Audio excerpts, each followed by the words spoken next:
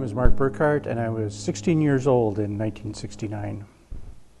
Yeah, I'm Tom Grebner. At the time of the moon landing, I was 42 years old. My name is Terry Sweeney. I'm from New Ulm, and I was 14 years old in the summer of 1969. My name is George Linus Glotzbach.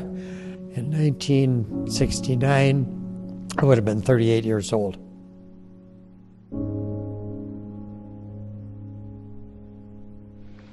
For we meet in an hour of change and challenge, in a decade of hope and fear, in an age of both knowledge and ignorance. The greater our knowledge increases, the greater our ignorance unfolds. No man can fully grasp how far and how fast we have come.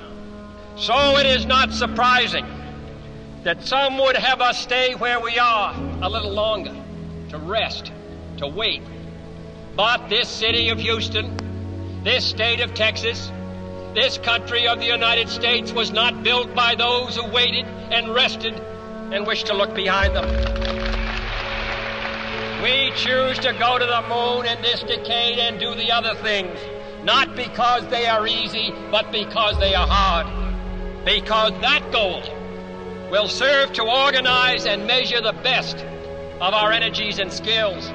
Because that challenge is one that we're willing to accept, one we are unwilling to postpone, and one we intend to win, and the others too. To be sure, we are behind, and will be behind for some time in manned flight. But we do not intend to stay behind, and in this decade we shall make up and move ahead. We shall send to the moon 240,000 miles away from the control station in Houston, a giant rocket carrying all the equipment needed for propulsion, guidance, control, communications, food, and survival on an untried mission to an unknown celestial body, and then return it safely to Earth, re-entering the atmosphere at speeds of over 25,000 miles per hour, and do all this, and do all this, and do it right, and do it first before this decade is out. Then we must be bold. And therefore, as we set sail, we ask God's blessing on the most hazardous and dangerous and greatest adventure on which man has ever embarked. Thank you.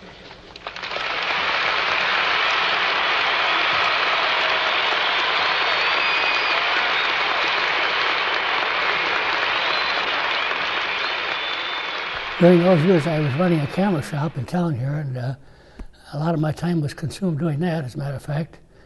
Among other things, at that time we were actually producing movies. I made movies for the New Ulm Chamber of Commerce. The common day was based on our bicycles.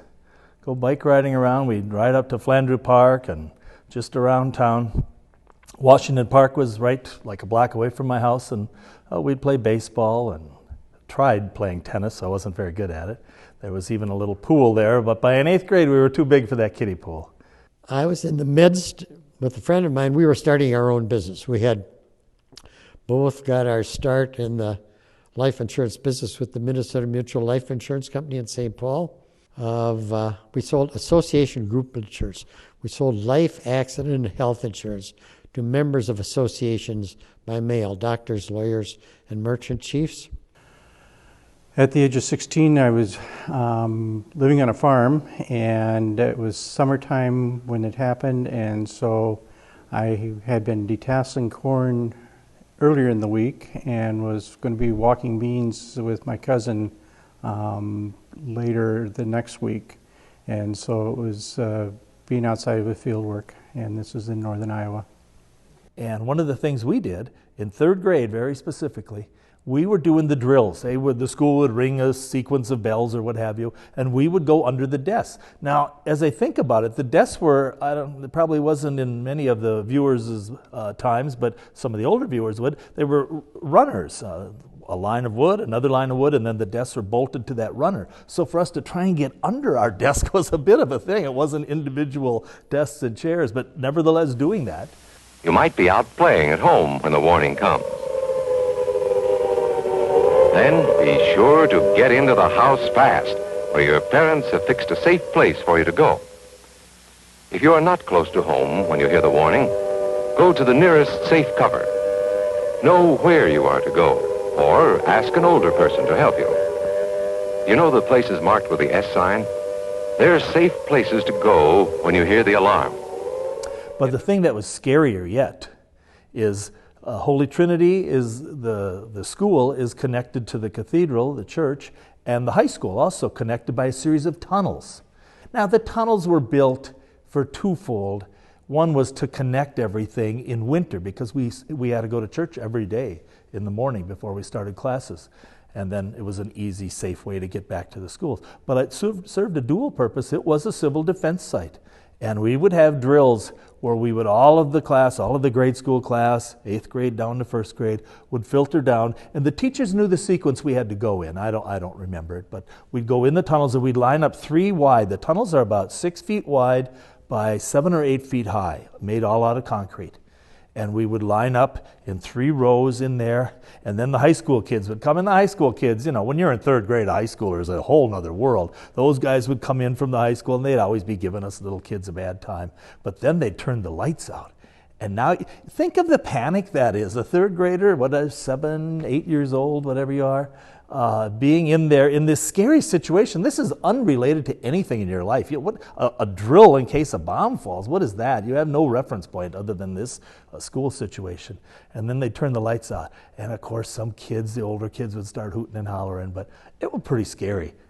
Sundays, holidays, vacation time, we must be ready every day, all the time, to do the right thing if the atomic bomb explodes. Duck and cover. So Mom was always home. She didn't work at that time. And she would say, well, there's a chance of a big fight between these 2 countries, and this is to be prepared for it. There is an island between Alaska and Russia in the Bering Sea called St. Lawrence Island. And you could see Russia from there. And the line, the imaginary line, between the United States and Russia was about halfway across this piece of the Bering Sea. And so you could stand on St. Lawrence Island and you could see the Russian planes doing their patrol up on their side of the line and our planes doing their patrol on our side of the line. The operational ceiling for one of these, I'll call it an F-89, was about, 48,000 feet or something like that. But the operational ceiling for the Russian bombers was like 84,000 feet. So, our fighters could not climb to the altitude of the bombers they were supposed to be defending against. So the instructions, I recall at that time, was that the pilot of the F-89 would pull his airplane into a straight-up mode and shoot straight up at his target bomber up there. Our aircraft were not capable of doing the job at that time, as I recall. But then the F-102 came along, and those Russian pilots would scare stiff of that because these guys were, in these bigger aircraft, were faster, and they had the armaments to do it. So we caught up. Yeah, see, and of course, we had bombers, and they had bombers that could fly intercontinental, and in either case, we were positioned. They were positioned to come over. Actually, they'd fly the Arctic Circle, and they'd come over, attack us coming down through Canada, and I assume we'd follow pretty much the same way and all that. And of course, for a long time, and I'm sure Russia did the same thing. For a long time, America had bombers in the air all the time, armed with atomic bombs, and they were always ready to attack each other. And fortunately, if you ever watch the movie Strangelove, you kind of get a little bit of, they made fun of it a little bit, but it was in the background, it really was a serious thing, and so on. And there was always a chance of a mistake, and somebody would falsely read radar or something and decide it was an attack when actually there were cases when it was a flight of ducks coming over or something like that, and they could actually pull the trigger and start a war over something that wasn't supposed to happen, So that was a kind of a, in that respect, it was kind of a scary time, you know. And unfortunately, it didn't happen, but.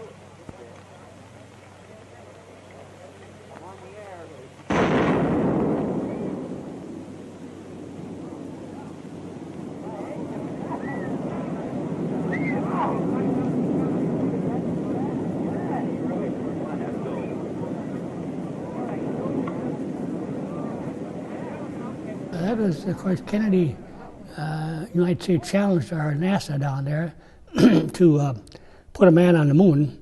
And, of course, prior to that, the Russians had been, you might say, ahead of us in that because they got a satellite up in space before we did.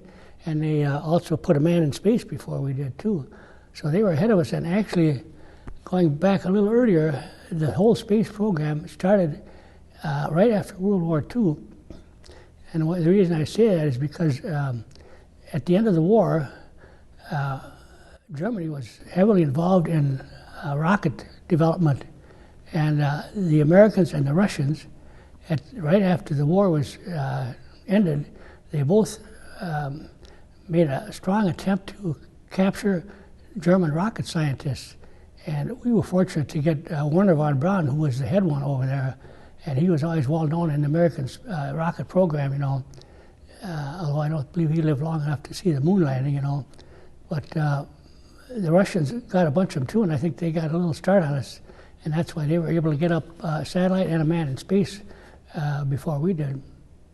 And that was back in '61, and then right after that is when John Kennedy came along, and he challenged the space agency to put a man on the moon. And so he said, in 10 years we want to do that. So that was the challenge, you might say, that he made to them. And at that time, then they organized the space program, and they started with what they called the Mercury astronaut program, which there were 7 guys. I can't recall all their names exactly, but John Glenn was one of them, and Gus Grissom, and Wally Schirra, and Alan Shepard, and Deke Slayton was another one. One of them actually died later on in an accident on the spaceship when they had the space rocket was all set to launch, and they got a fire inside the cabin, and the guys, there were 2 or 3 guys in there, and they died from the fire effects. Now we gotta get the moon. We can't talk between 2 or 3 buildings. Hey! Oh, it's got a fire in the cockpit.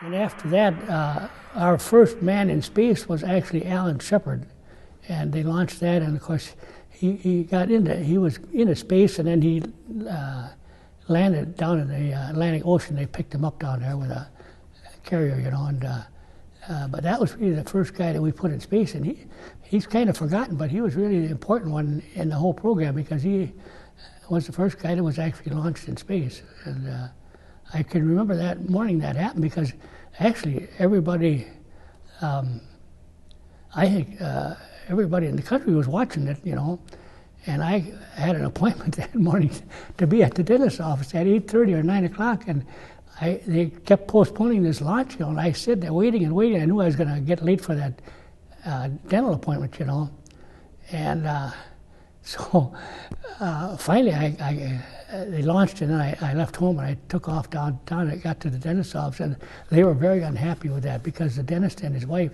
could have cared less of what they were doing about the space program, you know. So it really didn't go over very big at all, you know. And unfortunately, they had no enthusiasm for that. They're nice fellas. The dentist was a really nice person and all that. But his wife was a little more perturbed with me than he was, I think. But they weren't watching it or anything. They were busy with whatever they were doing, you know. And I don't think they paid a bit of attention to the space program.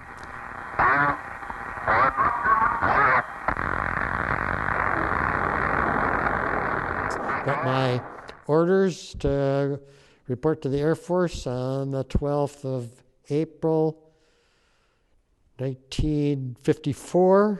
Went to Holloman Air Force Base in Alamogordo, New Mexico. Became the adjutant of the 6580th Guided Missile Squadron test at Holloman Air Force Base. We were inventing all the missiles that they've been shooting off in the last 50 years, except in those days, nothing worked. Raised into position, a giant ground-to-air missile is fired right past our camera. Here is a streaking symbol of the incredible speed with which aviation research is conquering the skies. And the adjutant of the squadron essentially runs the business end of the squadron. Keeps track of the airmen who are either present or absent without leave, and all of the administrative work that it takes to run a squadron. These were the exciting days at Holloman Air Force Base. Colonel John P. Stapp was the guy who was inventing the rocket's sled to test acceleration and deceleration on the human body. I wouldn't say I knew him well, but I had lunch with him at the officers' club on a number of occasions, and we were acquainted. We certainly weren't friends. He's a bird colonel, and I'm a second lieutenant. But we were working mostly with scientists. Most of these guys were not West Point graduates. These weren't tried and true military men. They were scientists who were giving a rank commensurate with what their pay ought to be. Now, that wasn't always true. There were plenty of good military officers there as well, but I pick out Colonel Stapp because he was the consummate scientist. And you'd go over there and you'd watch him ride this rocket sled where, I forget how long the thing was, 3/4 of a mile or whatever it was. And he'd be strapped into this seat on a carriage that was on tracks, like a railroad track, and they would ignite this thing, and he would blast off, and you see the movies afterwards, and he's going through the air at, 620 miles an hour, and his mouth is being forced open. And then, to stop that baby, they had, at the end of the track, they had this trough filled with water and a scoop on the bottom of the carriage, so that when they would break when the rocket sled going at 620 miles an hour would break this barrier and the scoop would dig into this big trough of water, you would stop like that, and then your eyes would bug out, blood would start to run through it. It was quite a sight. And they did that first to gorillas, monkeys, and then Colonel Stapp said, we're going to have to test a human being on this one of these days, and it's going to be me. I invented this thing. I'm going to be first. And he did. Today at Air Force research centers, the emphasis is not only on missiles, but also on men. The physical limits of a pilot must be known before he is hurtled into space by powerful rocket engines. That is why volunteers risk their lives in safety tests for American airmen. Machines have their limits too. Here, a piece of metal is dropped into a jet engine, which in slow motion is ripped apart.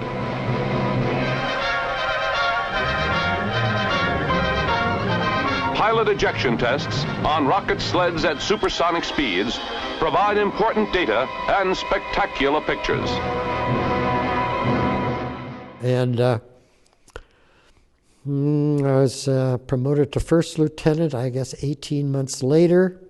And a few months after that, I was transferred to Elmendorf Air Force Base in Anchorage, Alaska, where I became the officer in charge of the Anchorage Courier Transfer Station. We were in the business of moving all the top secret material from point A to point B. So the DEW line, the distant early warning sites in northern Alaska, were watching what the Russians were doing, and they were over on their side watching what we were doing. And the information from these sites would come in and canvas bags locked in these pouches. We would take those pouches and send them to wherever they were supposed to go around the world. Most of them were going to McChord Air Force Base in the state of Washington. A lot of it was going to Washington, D.C., and all that material had to be in the hands of an armed officer at all times. And so I had a squad of young officers who moved this stuff around the United States, and I took some of those trips myself, so that was good duty. From the forbidding frontier of the Arctic ice cap at the top of the world come rare films made by a task force of Army engineers. Amid eternal snow and cold, military and civilian personnel are finding out how to erect settlements on the ice cap, how to conquer an area vital to America's defense perimeter. Oh, I was a science nerd even back then, so I was following in our weekly reader and things like that. So I knew, the training that they had to go through, centrifuge training. That was the part that was most interesting to me. That they were being spun around to get effects of that on them. They're also trained in the weightlessness as far as being in an airplane, which took a steep dive, and so that they were floating in the plane without seatbelts on. So they did those types of things. I didn't realize until later when we went to Washington, D.C. to see some of the space capsules in Smithsonian of how cramped the quarters were in them. They really didn't have much room in the space capsules and stuff. So they're really, really cramped, especially the early ones, the Gemini ones with John Glenn. There's barely room for him to sit in there. I was a dyed-in-the-wool Democrat at the time, active in politics. And when Kennedy ran for election in 1960, I was selling insurance in Los Angeles. And I had a college classmate of mine, Margaret Zelke, who was working on the Kennedy campaign. And Kennedy came to Los Angeles and made a speech downtown. I want to say it was a Saturday. Anyway, I was there early and went to the headquarters of the operation there and found Margaret, who was ensconced in her role there as one of the staffers on his reelection committee. And she said to me, "Would you like a JFK autograph?" I said, "Sure, I certainly would." And so she went into the back room and by and by came back out with one of JFK's calling cards with his signature on it. And of course, that solidified my vote for him. I remember President Kennedy. I remember the Nixon-Kennedy election. That would have been 1960. My parents were rabid Democrats, and the other guy that worked with Dad was a rabid Republican. I can remember arguments out in the yard going on all that fall between the two of them. I remember President Kennedy. It was a big deal. I was raised Catholic, and of course the fact that he was our first and thus far only Catholic president was a big deal for my mother. And so we always kind of had a soft spot, and of course going to Catholic schools, they made a point of that too. So that was my first real, I'm in third grade when President Kennedy is shot, so you're not too developed or complex in your thinking at that age, but his religion was probably the biggest thing I connected with. I remember him being assassinated very clearly, in fact, and it's strange because 63, I was born in 54, I was 8 or 9, I was 9 years old, in third grade. And I remember Mrs. Gansky was our teacher, and she got called away. There was, I don't think we had intercoms at Holy Trinity at the time, but there was a sequence of bells or whatever caused our teacher to be called away to go to the principal's office. And she was gone for, I don't know, in my memory it was 10 minutes, but whatever. She came back in the class, and she was crying. And she told us what happened, and it was kind of stunned silence, and I think reacting to her crying, some of the kids started crying as well. I don't think you can grasp the importance of it at that young age, but nevertheless, seeing adults distraught caused some of the kids to be crying too. Ben had died the World Democrat at the time, and having been involved kind of, sort of, in his campaign because I was active in the DFL party in the St. Paul. I was the chairman of my legislative district DFL committee and things like that. I can't tell you how absolutely devastated. Well, when he was shot and the word came out, I was in my workspace on the, I guess it was the 5th floor of the Minnesota Mutual building. I mean, all work just stopped.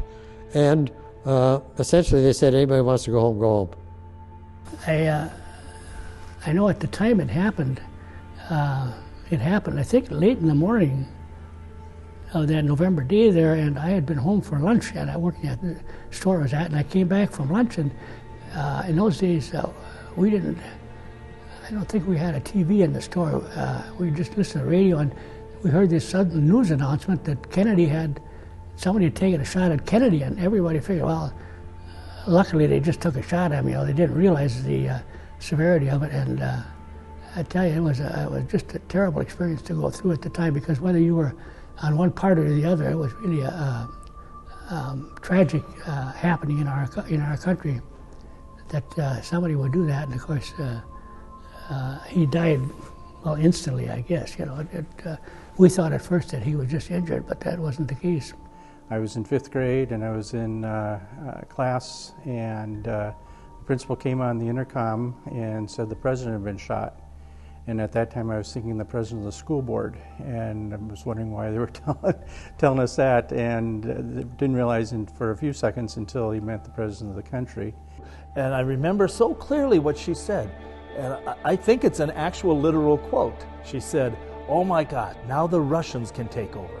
And, when I tell that story now, people laugh, and it's 50 plus years later, and it's so out of context. But in 1963, you're at about the peak of the Cold War, and it was a big fear. Because as the movies have shown later, and of course the movies, the best video they had, and that wasn't a video, it was movies. There was a guy by the name of Zabruder, I think his name was, and he had an 8mm camera. And that was at the bottom of the pole in movies, because 16 was a lot bigger and sharper film. But he did get movies of the vehicle that Kennedy was in, and he was shooting him, and he actually got pictures of the actual shot hitting him and so on. And that was an amazing thing that he got that, and it was quite a tragic experience to live through that,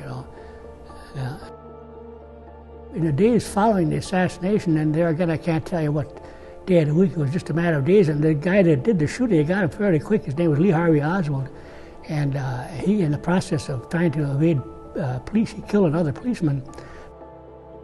They captured Lee Harvey Oswald within days there, and they were moving him, I forget, from point A to point B. Anyway, he was on his way into the Dallas jail. It was practically an open and shut case, that he was the guy that did it, but of course, in our system, you have a system of trial and error and all that. And I can remember that, I think it was a Sunday morning when that happened, and they were transferring him from one place to another. And TV cameras were there, and the sheriff was there, and the deputy sheriffs were there, and the news people were there, and everybody was there watching the Lee Harvey Oswald being brought into jail.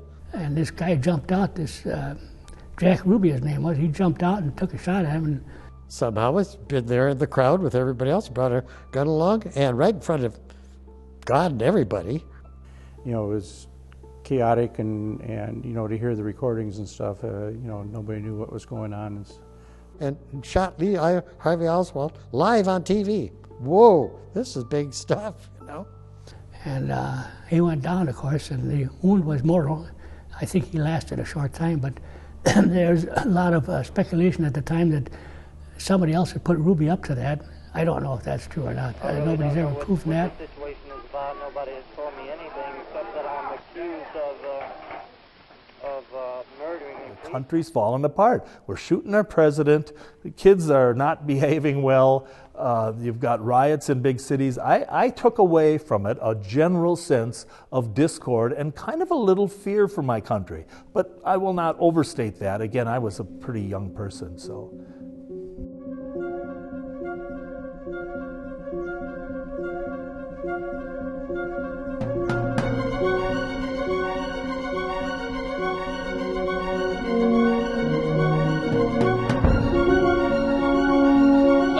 Stretches of the unknown and the unanswered and the unfinished still far outstrip our collective comprehension. But condense, if you will, the 50,000 years of man's recorded history in a time span of about a half a century. Only 5 years ago, man learned to write. The printing press came this year. And then, less than 2 months ago, the steam engine provided a new source of power. Only last week did we develop penicillin and television and nuclear power. And now, if America's new spacecraft succeeds in reaching Venus, we will have literally reached the stars before midnight tonight. Okay, retro, go. Vital, go. Guide, go. Control, go. Telcom, go. Yes, sir, go. Econ, search, go. Capcom, go. Media.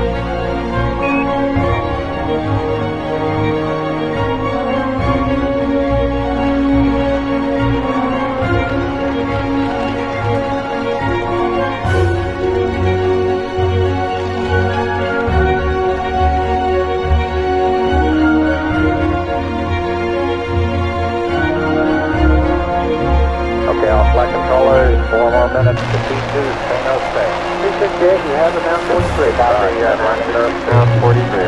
Roger, we have it.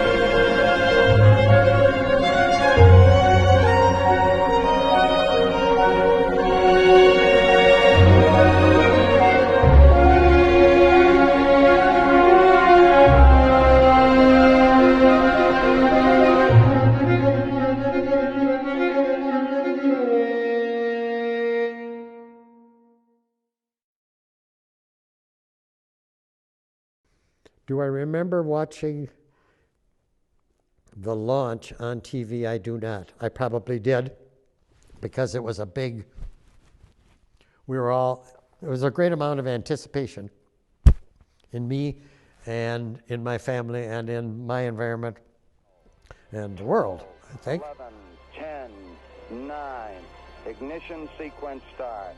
6, 5, 4, 3, 2, 1, 0. All engine running.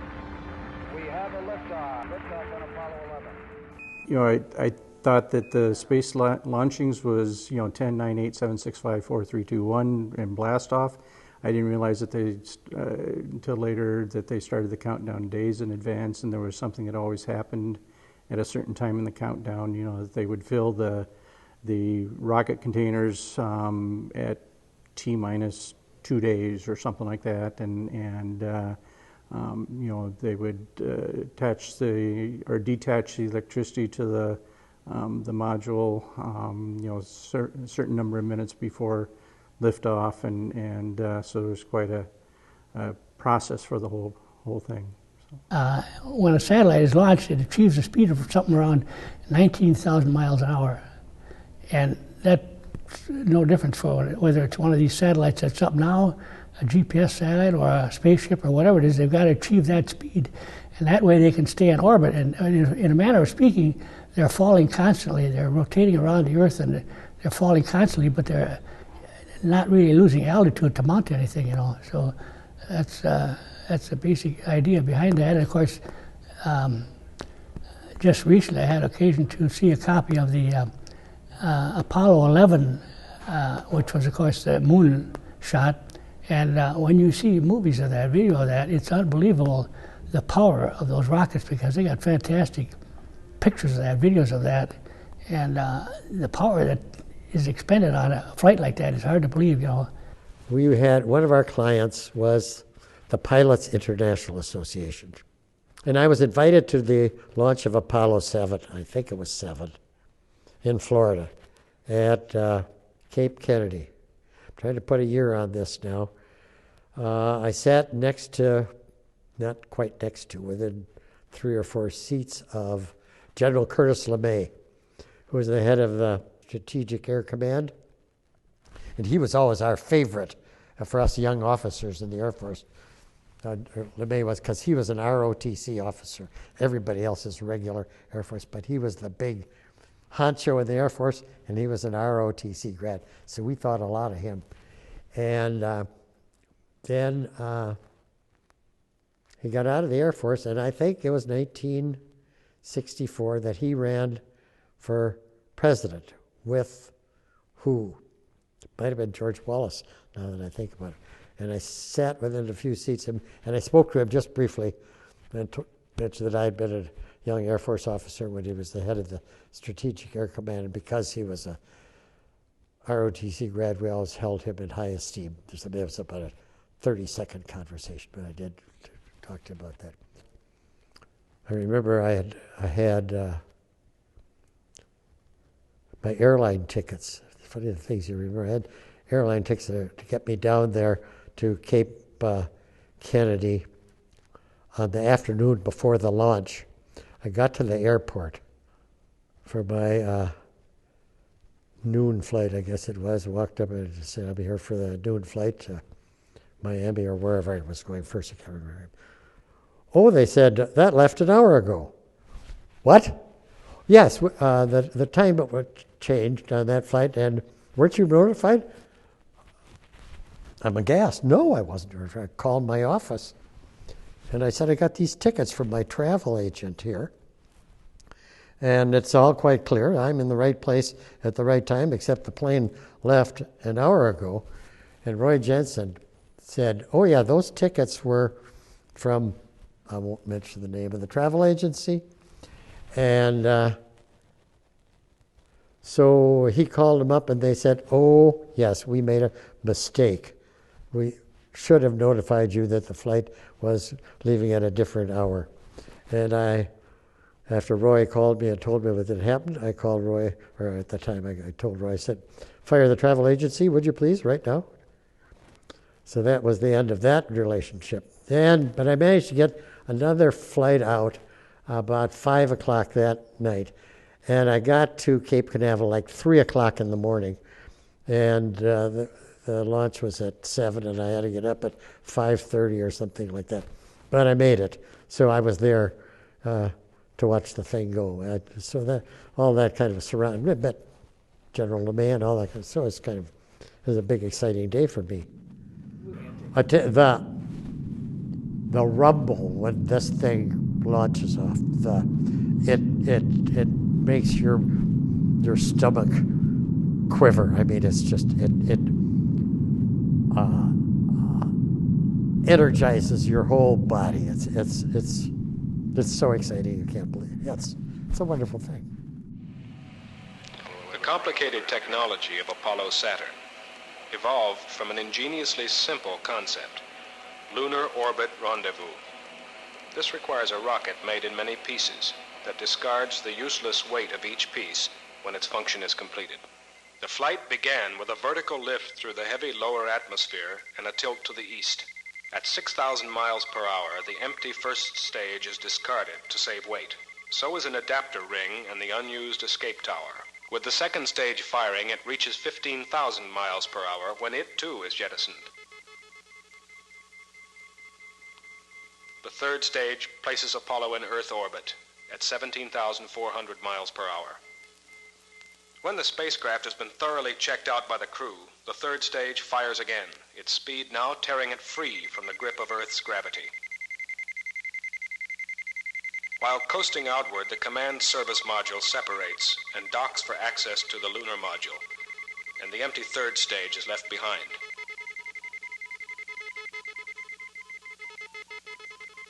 Apollo loses speed throughout 9/10 of its journey until the moon's gravity overcomes the pull of Earth. Apollo fires in reverse direction, slowing down enough to be captured in orbit about the moon. Armstrong and Aldrin enter the lunar module Eagle, which separates, leaving Collins and the command service module in lunar orbit. Eagle slows still more and brakes to a touchdown on the lunar surface.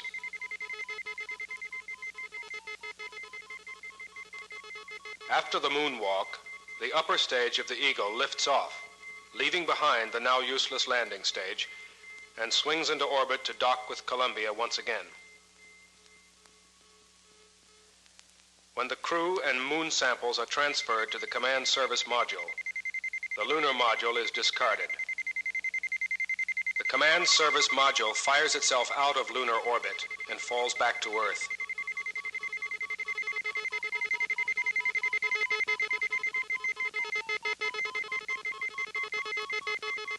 As it approaches the re-entry speed of nearly 25,000 miles per hour, the service module drops away. The command module plunges into the atmosphere, protected by its heat shield. Slowed still more by the heavy lower atmosphere, it parachutes into the sea.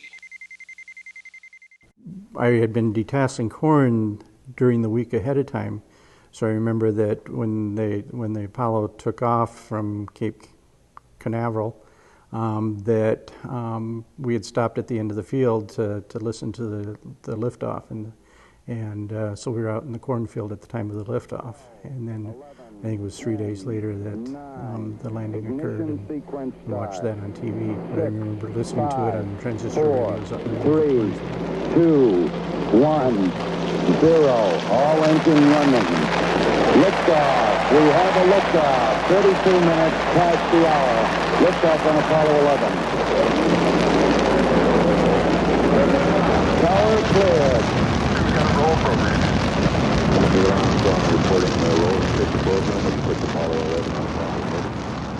I'm pretty sure it was, I can't tell you the time of day now that I think about it, but I'm pretty sure it was late in the day, if not evening. And I was at my parents' home. We were all watching it there, and of course in those days, television wasn't that bad, but after all, they were sending a signal from the moon there, and we've all seen videos of the guys, Armstrong, climbing down the ladder and stepping on the moon, and they're not real sharp, but later on they were a little better, you know.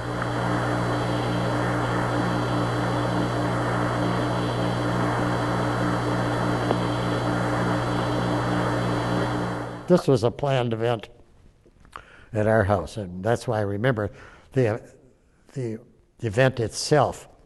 The family was all primed for this, and we had a big backyard, and I put a folding table out in the backyard, ran a cord out there, and brought the television set out there, brought some chairs out there, brought some mosquito repellent along. It was a perfect Minnesota night, clear skies, moon, stars shining right down on us there, and watched the event on TV. I had my binoculars along so we could all look closer at the moon. Couldn't see the vehicle, of course, but yeah, Carl, who was, let's see, I made a note about this. Carl was 9, Paul was 7, and Mary was 5.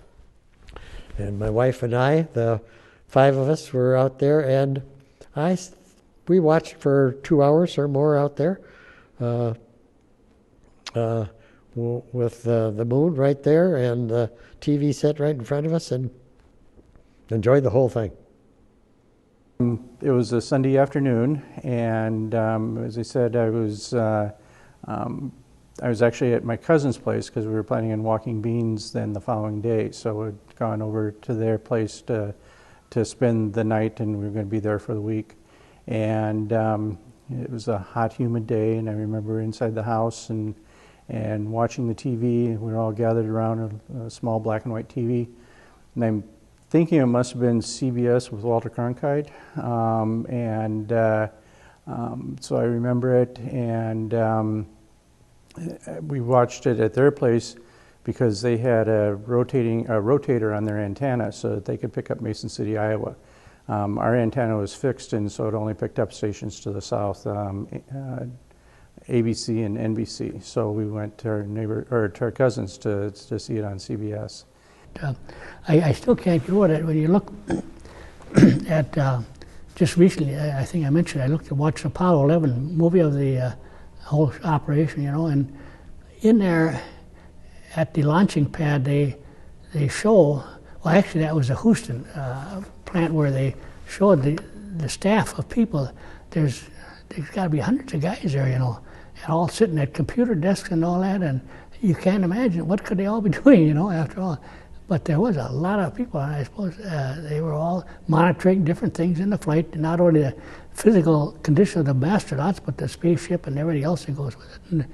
And, to me, that's always been one fascinating part about space is the math involved in calculating this launching and spacecraft and how they can figure out how far that's going to go and how far it's going to orbit and so on and so forth. You know, and it's quite a complex type of operation. Velocity light. 8.5 down. 220 feet. 15 forward. 11 forward, coming down nicely. 200 feet. 4.5 down. 5.5 down. Within 60 feet. 6.5 down. It was unbelievable, in the absolute sense of that word. It would have been unbelievable. But because I had grown up in a time when all this was in its development, from the earliest days of rocketry, when the Germans came out with their jet aircraft towards the end of World War II, and you knew what a rocket was, and you knew that what jet propulsion was, and all that. I kind of grown up with all that, so I had watched all the steps, and then being in the Air Research and Development Command at Holloman Air Force Base, this stuff was not incredible. It was not unbelievable. It was believable because I'd seen the development, preparation, the actual tests, and saw stuff that really worked while I was going through my formative years. So the fact that we had finally done it was a tremendous thrill and excitement and all that kind of, but it wasn't unbelievable. Of course I believed it because I'd seen it in the happening stages. Altitude 4200. Houston, you're a go for landing, over. Roger, understand. Go for landing. 3,000 feet. System alarm. Altitude 1600. 1,400 feet, still looking very good. 700 feet, 21 down. 33 degrees. 100 feet down at 19. 1201. 1201. Roger, 1201 alarm. Where go? Same type. Where go? Altitude, velocity light. 8.5 down. 220 feet. 13 forward. 11 forward, coming down nicely. 200 feet. 4.5 down.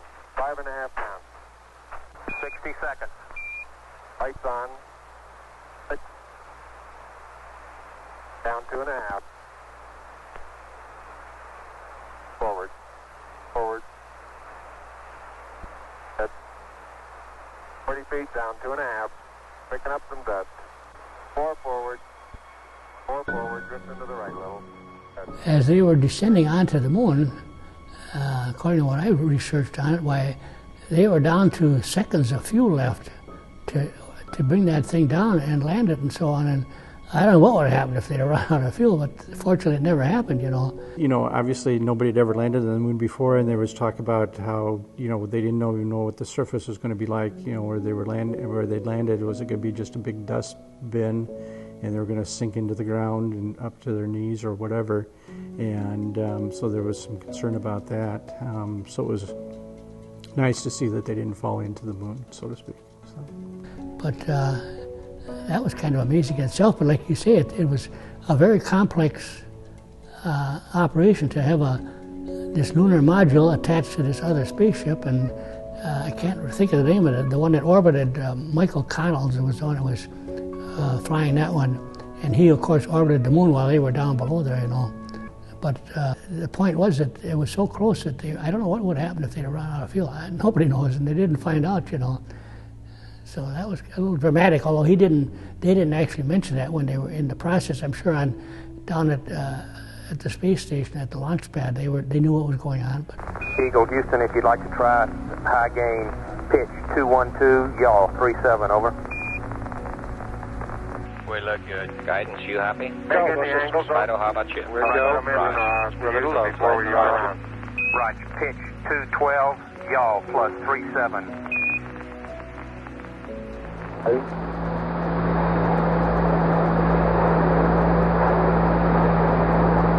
Contact light. Okay, engine stop. Houston, Tranquility Base here. The Eagle has landed. Roger, Tranquility. We copy you on the ground. You got a bunch of guys about to turn blue. We're breathing again. Thanks a lot. Watching that is, they don't really know what the surface of the moon is like. And I thought to myself, if that guy steps down, is he going to sink into something up to his waist, you know? What is it, you know? And because they didn't know either, you know, for sure. Although the Eagle lander probably would have sunk in quite a bit if it was real soft, you know, but that didn't, fortunately. And but we didn't know when a man stepped on there what was going to happen, and so there was a certain amount of suspense, I think, when he stepped in there, because Neil Armstrong didn't know himself what exactly was going to happen. And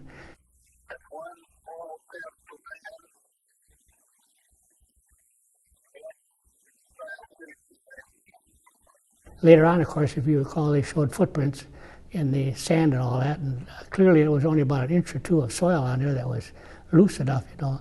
The fact is that, you know, as they landed, I think that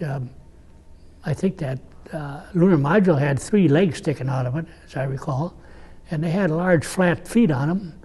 But if that had gotten, let's say one of those feet had gotten on a higher rock or something, not only could it have been tipped over, but then they couldn't go back, you know, if they couldn't have managed to make it fly back to the orbiting spaceship up there. So that was a pretty tricky affair, and they were fortunate in that respect that they were lucky to hit a flat area, you know. Of course, they had several moon landings after that, and didn't seem to have any trouble. They were able to navigate in there, and I suppose they probably solved some of those problems, you know. For so many, well, for all our lifetimes, you know, nobody ever thought we'd see anything like that. The moon is, after all, 250-some thousand miles away, and nobody ever expected to see that happen. It just wasn't likely, but when it happened, that was quite a amazing thing, you know. And so it was, like I say, it was exciting, yeah, to see that happen. When you think of the number of missions to the moon and so on, to me, there was a lot more attention paid by the general public paid to the space program before the first moon landing, and after that, I don't think it was quite as newsworthy anymore, you know, because it had been accomplished and so on. And so now, of course, now it's, I guess, presently it's pretty well discontinued for now anyway. And but there was far less attention paid to it after that moon landing, you know, because once that was accomplished, then what's next, you know?